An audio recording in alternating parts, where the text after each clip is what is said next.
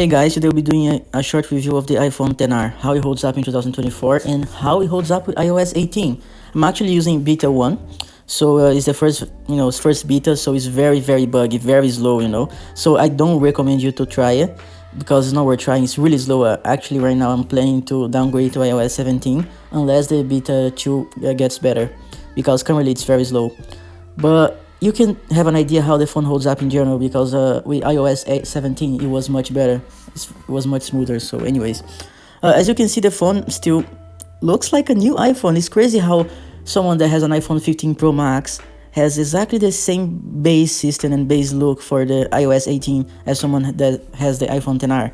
It's crazy. Android doesn't do that. Come on, let's be honest. Look, everything, you even have a standby, which is like a feature that was introduced in iOS 17, which you can use your phone as a nightstand, and it works on the iPhone XR as long as you buy a MagSafe case. It's really cool. There are like some new features that Apple is still introducing, and look, it's still, when it works, when the iOS 18 is not buggy, it's pretty smooth. Okay, it's not bad at all. And look, the camera is great. I'm gonna show you some pictures later that I took, but the camera it holds up pretty well. It's even better than some mid-range phones nowadays. Sure, it doesn't have night mode, and it only works the portrait mode with people, right? And you only have one focal length, only one camera.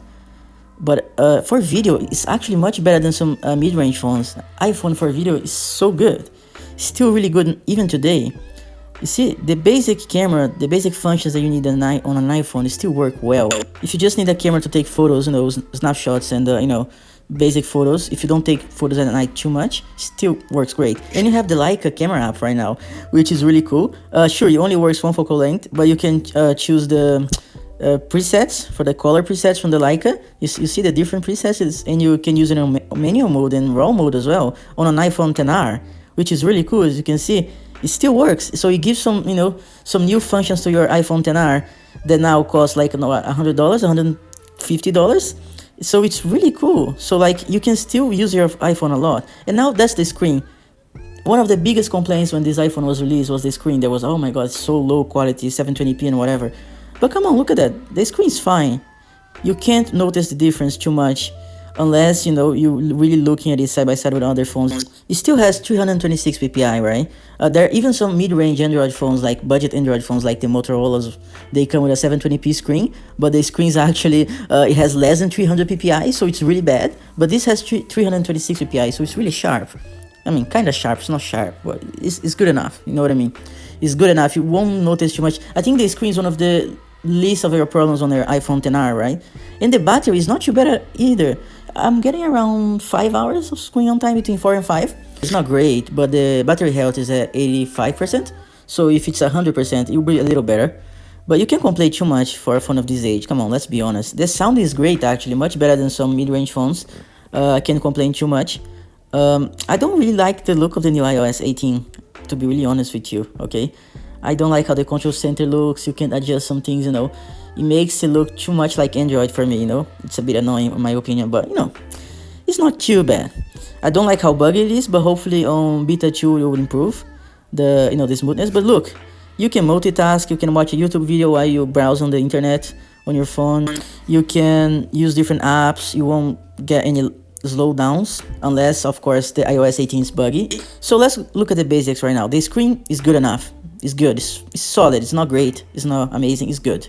Okay, the sound is great, actually. Even for a phone of this age, it holds up really well. It's better than some mid-range phones. The performance is good as long as you're not running iOS 18, okay? So all the basic functions, and the camera is actually solid as well. So all the basic functions on a phone that you need, they are good. They're not great, they're good. You get the minimum, but the minimum that you need to run a nice iOS experience, That's the main point.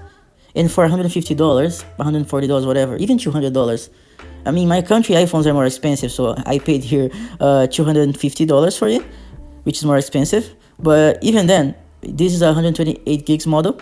But even then, at this price, for me, it's worth it.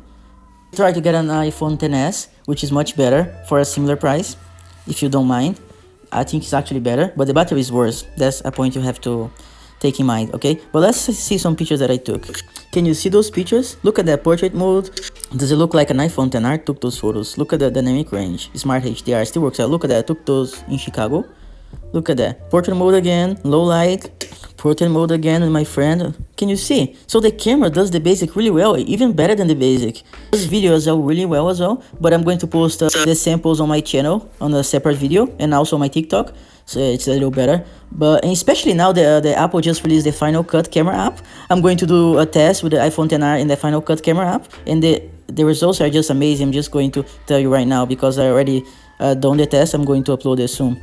Anyways, guys, I think the iPhone XR still holds really well in 2024, and it will probably get another year until the end of 2025 of updates. So you have a well supported phone right now. Just let's hope the iOS 18 fixes the bugs and the slowdowns that I'm having on the iPhone XR. Especially, hopefully, we don't want a great phone ruined by a bad software. Anyways, guys, take care.